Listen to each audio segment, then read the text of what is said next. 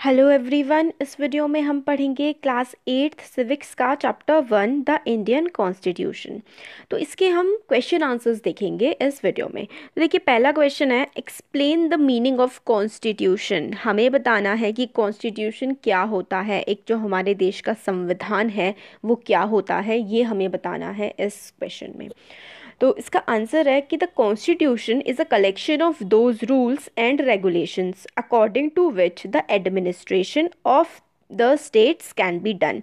तो कॉन्स्टिट्यूशन, संविधान, ऐसे कानूनों का, ऐसे रूल्स का कलेक्शन है, उनको इकट्ठा करके रखा हुआ है, रूल्स और रेगुलेशंस को।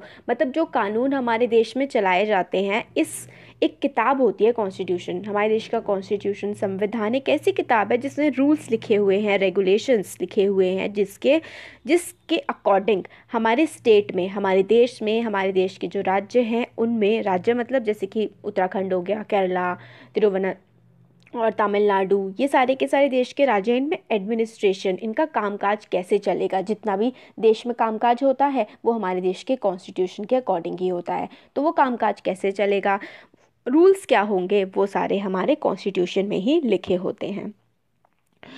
आगे है second point, administration of each state is run in accordance with certain rules and regulation. Her state का जो एडमिनिस्ट्रेशन होता है, एडमिनिस्ट्रेशन का मतलब होता है किसी भी राज्य में, किसी भी देश में जो कामकाज चलाया जाता है, जो डिसीजन लिए जाते हैं, उसको हम एडमिनिस्ट्रेशन कहते हैं। तो कामकाज कैसे चलेगा, किस रूल्स पे चलेगा, सब कुछ इसमें हमारा कॉन्स्टिट्यूशन में मेंशन होता है। It is the fundamental law which reflect the will of the people. It determines the power and responsibility of two states. तो इसमें क्या है, इसमें फंडामेंटल लॉ, हमारे देश के जो कानून है वो ये रिफ्लेक्ट करते हैं कि हमारे देश के लोगों की क्या विल है, हमारे देश के लोग क्या चाहते हैं, किस तरीके से गवर्न होना चाहते हैं, कैसे लॉज बनाए हैं और कैसे बनाना चाहते हैं, वो भी हमारे देश का संविधान जो है वो रिफ्लेक्ट करता है। और जो स्टेट्स हैं, हमारे देश के राज्य हैं, उनके पास क्या पावर होंगी, क्या ताकतें होंगी कि वो राज्य को चला सके, उनकी क्या रिस्पॉन्सिबिलिटीज़ होंगी, उनके क्या काम होंगे, वो सब भी हमारे संविधान में मेंशन होता है। It also specify the right and duties of citizen. और सिर्फ सरकार के ही राइट, सरकार ही क्या कर सकती है या सरकार को क्या काम करना चाहिए, वही नहीं, एक सिटीजन के तौर पर, जैसे आप एक नागरिक हैं देश के, आप सिटीजन हैं, तो एक सिटीजन के क्या राइट, क्या हक और क्या ड्यूटी, मतलब आपको क्या करना चाहिए, क्या नहीं करना चाहिए। जैसे कि आपको स्ट्रीट लाइट्स नहीं फोड़नी चाहिए, आपको सड़क पे कूड़ा नहीं फेंकना चाहिए, आपको रूल्स का पालन करना चाहिए, जो भी सरकार बनाती है वो सब भी संविधान में, कॉन्स्टिट्यूशन में मेंशन्ड होता है। नेक्स्ट क्वेश्चन है, why does a democratic country need a constitution. तो एक डेमोक्रेटिक कंट्री, डेमोक्रेसी का मतलब होता है लोकतंत्र, जिसमें हम लोग खुद जा कर के वोट देते हैं, जिसमें हर नागरिक को वोट देने का अधिकार होता है। हमारे वोट के द्वारा ही हमारे जो इलेक्टेड रिप्रेजेंटेटिव्स हैं, एमपी, एमएलए, हमारे नेता चुने जाते हैं। ऐसा देश जिसमें लोग वोट दे करके अपने नेताओं को चुनते हैं, उसे हम डेमोक्रेटिक कंट्री कहते हैं। तो डेमोक्रेटिक कंट्री को एक संविधान, एक कॉन्स्टिट्यूशन की ज़रूरत क्यों होती है, इस क्वेश्चन में हमें ये बताना है। तो देखिए, इसका आंसर होगा the democratic country needs a constitution because, क्यों ज़रूरत है, क्योंकि देखिए, in a democratic country people choose their leaders to exercise power and shoulder the responsibility on their behalf. तो एक डेमोक्रेटिक कंट्री जो होती है उसमें लोग अपने लीडर को चुनते हैं, वो लीडर चुने हुए पावर जो भी होती है, सरकार में कामकाज कैसे चलेंगे, कौन सी मिसाइल कौन से देश से लेके आनी है, कौन सा कुछ भी, पूरी दुनिया के साथ हमारे देश के रिश्ते कैसे रहेंगे, ट्रेड, व्यापार कैसे चलेगा, सारी की सारी चीज़ें, इनके जो है पावर एक्सरसाइज करना बोलते हैं इसे, पावर को चलाना, देश में जो भी चीज़ें चल रही हैं उनको किस तरीके से चलाया जाएगा, उसकी पावर हम लोग देते हैं। एक डेमोक्रेटिक कंट्री में हम अपने नेताओं को, रिस्पॉन्सिबल लीडर्स को, ये बात जो है, ये रिस्पॉन्सिबिलिटी हम देते हैं। शोल्डर द रिस्पॉन्सिबिलिटी का मतलब है, वही हो गया शोल्डर द रिस्पॉन्सिबिलिटी, कि हम लोग को, उनको वोट के द्वारा हम उन्हें हक देते हैं कि वो जो है हमारे लिए डिसीजन ले सकते हैं, निर्णय ले सकते हैं देश को चलाने के लिए। अब इसका सेकंड पॉइंट है, we need a constitution to prevent the misuse of power. Misuse of power नहीं होना चाहिए भाई, एक बार कोई नेता बन के बैठ गया कि वो कुछ भी अपनी मनमानी करता रहे, तो नहीं, कॉन्स्टिट्यूशन में लिखा हुआ है कि 5 साल के लिए ही सरकार चलेगी और किस क्या क्या उनके रोल होंगे, क्या क्या वो काम कर सकते हैं, क्या उन्हें हक नहीं है करने के नेताओं को, वो सब कुछ कॉन्स्टिट्यूशन में मेंशन है, इसीलिए भी कॉन्स्टिट्यूशन ज़रूरी है। कॉन्स्टिट्यूशन सेफगार्ड्स आर राइट, हमारे जो राइट्स हैं, हमारे पास 6 फंडामेंटल राइट्स हैं, right to equality, right to freedom, right to religion, ये सारे के सारे, right to constitutional remedies, cultural and educational rights, ये 6 राइट्स जो हैं हमारे पास मौजूद हैं। और ये कॉन्स्टिट्यूशन जो है, हमारे जो राइट्स हमें दिए गए हैं उनको बचाता है, किसी और कोई हमें, सरकार हमसे ना छीन ले, उससे कॉन्स्टिट्यूशन जो है हमें सेफगार्ड करता है हमारे राइट्स को, हमारे मौलिक अधिकारों को। हिंदी में मौलिक अधिकार कहते हैं फंडामेंटल राइट्स को। फिर फोर्थ पॉइंट है, constitution tells us what the fundamental nature of society is. Constitution में बताता है कि फंडामेंटल नेचर कैसा होगा, हमारी सोसाइटी जो है उसका नेचर कैसा है। मतलब जैसे कि हमारी सोसाइटी एक रिपब्लिक है, एक डेमोक्रेसी है, हम लोग क्या हैं, सेक्युलर हैं, हमारे राष्ट्र का कोई भी धर्म नहीं है, सभी धर्मों को हमारा राष्ट्र मानता है। ये होता है कि सोसाइटी का नेचर कैसा है, हमारी सोसाइटी कैसी है, समाज कैसा है, वो भी हमारा संविधान बताता है। तो ये देखिए लॉन्ग वाले आंसर हो गए थे, अब हम लोग इसके शॉर्ट शॉर्ट वाले जो आंसर हैं अब छोटे छोटे हैं, ये देखते हैं। When did the Indian National Congress make the demand for a Constitution Assembly? INC है Indian national Congress. Indian national Congress ने कि एक संविधान सभा होनी चाहिए हमारे देश में, जो कॉन्स्टिट्यूशन बनाया जाएगा लोगों के द्वारा बनाया गया है, सब लोग इकट्ठे होंगे तभी वो बनाया जा सकता है। तो कॉन्स्टिट्यूशन असेंबली की डिमांड कांग्रेस ने कब करनी शुरू करी थी? तो इसका आंसर है, INC made the demand for a constitution assembly in 1934। तो 2 की जगह पे इन आएगा, 1934 में डिमांड करनी स्टार्ट कर दी थी।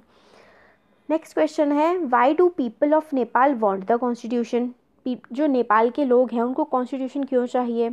People of Nepal want constitution as it would guarantee them democracy in future. क्योंकि देखिए हमारी डेमोक्रेसी हमारे देश में है, नेपाल में अब है, कभी वहाँ पे चेंज होता रहता है, काफ़ी प्रॉब्लम्स आती रहती हैं नेपाल में, तो उनके देश के लोगों को एक संविधान चाहिए, कॉन्स्टिट्यूशन चाहिए, ताकि उनकी डेमोक्रेसी जो है वो बनी रहे उनके देश में।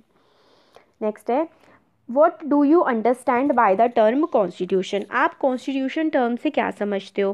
Provide one example of constitution rules from your everyday life. Constitution से आप क्या समझते हो, फर्स्ट क्वेश्चन में भी हम इसे पढ़ चुके हैं। अब हमें एक एग्जाम्पल बताना है कॉन्स्टिट्यूशन के जो रूल्स हैं जो आप अपनी डेली लाइफ में एक्सपीरियंस करते हैं उनसे। तो देखिए, the term constitution means related to constitution, तो कॉन्स्टिट्यूटिव है ये। अच्छा, तो कॉन्स्टिट्यूटिव का मतलब होता है कोई चीज़ जो बनी हुई होती है, यहाँ पे ऊपर क्वेश्चन में कॉन्स्टिट्यूटिव आएगा। तो term constitutive means related to constitution. Constitutive मतलब जो कॉन्स्टिट्यूशन संविधान से रिलेटेड हो। अब देखिए, हम अपने डेली लाइफ में freedom of speech and expression are example of constitutional rules. हमारे पास क्या है, राइट टू फ्रीडम है, राइट टू फ्रीडम का एक पार्ट है freedom of speech and expression. क्या मतलब है freedom of speech and expression का? मैं जो बोल रही हूँ क्या है, ये स्पीच है। आप अपने फ्रेंड से बात करते हैं, आपका जो मन करे बात कर सकते हैं, आपको अपना प्राइम मिनिस्टर पसंद नहीं है, आप उसके खिलाफ भी बोल सकते हैं, तो आपको कोई कुछ मना नहीं करेगा। ये है freedom of speech and expression. आपके पास हक है, आपके जो विचार हैं आप दूसरों को बता सकते हैं, ये होता है freedom of speech and expression. ये हमें कॉन्स्टिट्यूशन में दिया हुआ है हक। नेक्स्ट क्वेश्चन है, what would happen if there were no restrictions on the power of elected representatives? अगर जो हमारे elected representatives हैं, जिन लोगों को हमने चुना है, अगर उन पे कोई भी restriction ना हो तो क्या होगा? तो बड़ी दिक्कत हो जाएगी, वो लोग तो अपनी मर्जी से कुछ भी करते रहेंगे, तो इसलिए restrictions होना ज़रूरी है। तो देखिए इसका आंसर है, if there would be no restriction on the power of elected representatives then there is always possibility that the leaders might misuse their authority. तो हमेशा पॉसिबिलिटी बनी रहेगी जो ये जो नेता है ना, ये अपनी जो पावर है इसको मिसयूज़ कर लें, मतलब गलत इस्तेमाल कर लें अपनी अथॉरिटी का, अपनी ताकत का। The constitution lays down rules that guard against the misuse of authority by our political leader. तो जो कॉन्स्टिट्यूशन है वो रूल्स बनाता है, वो रूल्स एंड रेगुलेशन बनाता है ताकि जो ये पावर है इसका कोई भी मिसयूज़ जो है वो ना कर पाए, पॉलिटिकल लीडर्स पावर का मिसयूज़ ना कर पाएँ। कॉन्स्टिट्यूशन इसके लिए रूल्स बना करके गया हुआ है। अब इम्पॉर्टेंट टर्म्स हैं वो देख लेते हैं। तो देखिए फेडरलिज्म क्या होता है, बहुत इंपॉर्टेंट है कीवर्ड्स, आपको मतलब आने ही चाहिए इस चैप्टर के। हर चैप्टर के जो कीवर्ड्स हैं वो बहुत ही ज़्यादा इंपॉर्टेंट है सिविक्स में स्पेशली। फेडरलिज्म का क्या मतलब होता है, देखिए, this refers to the existence of more than one level of government in the country. In India we have governments at the state level and the central level, और local level पे भी है, जिसे हम पंचायती राज और म्यूनिसिपैलिटीज़ कहते हैं। तो देखिए, फेडरलिज्म का मतलब होता है गवर्नमेंट के डिफरेंट लेवल होंगे, सिर्फ एक ही लेवल की गवर्नमेंट नहीं होगी, सिर्फ देश में सिर्फ प्राइम मिनिस्टर नहीं होंगे। हमारी जो स्टेट्स होती हैं, जिस भी स्टेट को आप बिलोंग करते हैं, उसमें आपकी स्टेट में चीफ मिनिस्टर्स भी होंगे। तो प्राइम मिनिस्टर तो होंगे ही हमारे देश में, और साथ ही साथ हमारे देश में चीफ मिनिस्टर भी होंगे। तो यही क्या है, स्टेट हमारी जो सेंट्रल लेवल पे है, हमारी पार्लियामेंट होती है, उसमें क्या होते हैं, हमारे प्राइम मिनिस्टर होते हैं। स्टेट लेवल पे हमारी स्टेट असेंबलीज होती हैं, स्टेट लेजिस्लेटिव असेंबलीज जो हैं वो होती हैं, उसके हेड होते हैं हमारे क्या, हमारे जो हैं उसमें मेन जो इंपॉर्टेंट होते हैं सबसे, वो हमारे चीफ मिनिस्टर होते हैं हमारी स्टेट के। तो हमारे पास दो लेवल ऑफ गवर्नमेंट है, और तीसरी भी है हमारे देश में, वो है पंचायत और म्यूनिसिपैलिटीज़। तो अलग अलग लेवल होते हैं जब गवर्नमेंट के, तो उसे ही हम क्या कहते हैं, फेडरलिज्म कहते हैं। Next point is parliamentary forum of government. ये क्या होता है, तो देखिए, this means that the people of India have a direct role in electing their representatives. कैसे डायरेक्ट रोल है, हम वोट दे के आते हैं, तभी तो नेता चुने जाते हैं हमारे देश में, कोई एमपी बनता है, एमएलए बनता है ना। तो यही है इसका मतलब कि पीपल जो है इंडिया के, उनके पास हक है अपने जो रिप्रेजेंटेटिव्स हैं उनको इलेक्ट करने का। And every citizen of the country irrespective of his her social background can also contest in election. और अगर आप चाहें, आपकी उम्र 18 साल से ऊपर है, तो आप क्या है, पंचायत और म्यूनिसिपैलिटी के जो है इलेक्शंस में भाग ले सकते हैं। अगर आपकी उम्र 25 साल से ज़्यादा है, सॉरी 21 साल से ज़्यादा है अगर, तो आप पंचायत म्यूनिसिपैलिटीज़ में ले सकते हैं। और 25 साल से ज़्यादा, 18 से पहले के बाद तो आप लोग वोट का अधिकार हो जाता है। और 25 ईयर्स से ज़्यादा है तो आप एमपी के इलेक्शन लड़ सकते हैं, लोकसभा के। और अगर 30 ईयर से ज़्यादा है तो आप जो है राज्यसभा के इलेक्शंस भी लड़ सकते हैं। और 35 ईयर से तो वाइस प्रेसिडेंट और प्रेसिडेंट के इलेक्शंस भी आप लड़ सकते हैं। तो आपके पास हक है कि आप किसी भी सोशल बैकग्राउंड के हो, आप अमीर हैं, आप गरीब हैं, कोई फ़र्क नहीं पड़ता, आपको चुनाव में खड़े होने का अधिकार है। ये हो गया। अब है सेपरेशन ऑफ पावर्स, ताकत का बंटवारा। ये इसका मतलब हिंदी में, तो according to constitution there are 3 organs of the state that are, 3 organs हैं हमारी स्टेट के, legislature, executive and the judiciary. तो देखिए, लेजिस्लेचर का मतलब होता है they refers to our elected representatives. Elected representatives क्या हुए भाई, जिन्हें हम चुनते हैं हमारे वोट से, वोट देकर आते हैं, जो जीतता है वो हमारा इलेक्टेड रिप्रेजेंटेटिव होता है। तो वो हो गया legislature. Executive, they are responsible for implementing laws and running the government. तो देखिए, लेजिस्लेचर में से ही एग्जीक्यूटिव निकल करके आते हैं। पहले हम लोगों ने जिन नेताओं को चुना, जो जिस पार्टी की सरकार बनती है, उस पार्टी के कुछ जो नेता हैं, कुछ मंत्री बन जाते हैं नेता, कुछ जो एमपी एमएलए होते हैं वो मिनिस्टर्स बन जाते हैं। वो मिनिस्टर्स ही हमारे एग्जीक्यूटिव कहलाते हैं। तो they are responsible for implementing laws and running the government. तो वो सरकार बनाते हैं, और लॉज जो भी लेजिस्लेचर क्या करता है, लॉज बनाता है, उनको इम्प्लीमेंट करने का, लागू करने का काम करते हैं हमारे एग्जीक्यूटिव।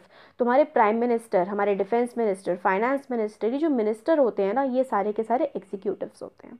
जुडिशरी, जो जजेस होते हैं, वो हमारे देश की क्या होती है, जुडिशरी होती है।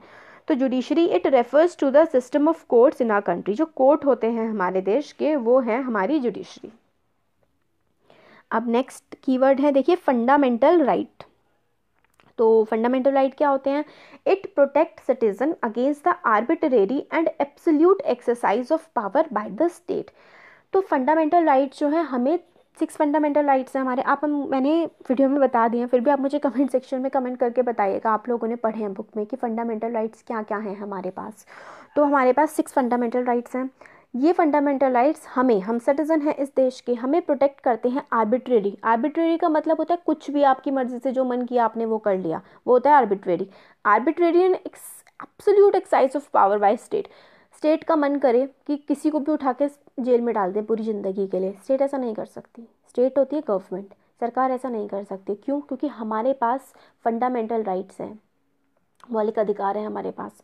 तो यही है फंडामेंटल राइट। 6 फंडामेंटल राइट्स हैं हमारे पास, right to equality, right to freedom, right against exploitation, right to constitutional remedies, और एक बचा है, एक वो आप बताइएगा मुझे पूरा कि कौन सा है वो। तो ये सारे फंडामेंटल राइट्स हैं हमारे पास, जिससे हमारे पास हक है देश में शांति से रहने का, और गवर्नमेंट अपनी मर्जी से बिना कुछ सोचे समझे ना करे हमारे खिलाफ, वो हक हमें संविधान देता है, संविधान में फंडामेंटल राइट्स देते हैं। सेक्युलरिज्म क्या होता है? A secular state is one in which the state does not officially promote any one religion as the state religion। तो secular state का मतलब होता है राज्य का, देश का अपना कोई धर्म नहीं होगा, हर धर्म सरकार की नज़र में बराबर होगा। ऐसी जो स्टेट होती है, ऐसी गवर्नमेंट, ऐसा देश जो होता है, वो होता है सेक्युलर स्टेट। हम लोग किसी भी धर्म को, ना हिंदू, ना इस्लाम, ना ही क्रिश्चियनिटी, ना बुद्धिज़्म, किसी धर्म को हम एक ही धर्म को सिर्फ प्रेफरेंस नहीं देंगे, सारे धर्म सरकार के सामने बिल्कुल बराबर हैं, यही होता है सेक्युलरिज्म। तो चैप्टर 1 के क्वेश्चन आंसर्स कंप्लीट हो गए हैं, और क्वेश्चन आंसर्स के साथ ही हमारा ऑलमोस्ट पूरा चैप्टर भी हमारा कवर हो गया है। तो कैसा लगा वीडियो आप कमेंट सेक्शन में कमेंट करके बता सकते हैं। अच्छा लगा तो वीडियो को लाइक करिए, चैनल को सब्सक्राइब करिए, और अपने फ्रेंड्स के साथ भी शेयर करिएगा। Thank you.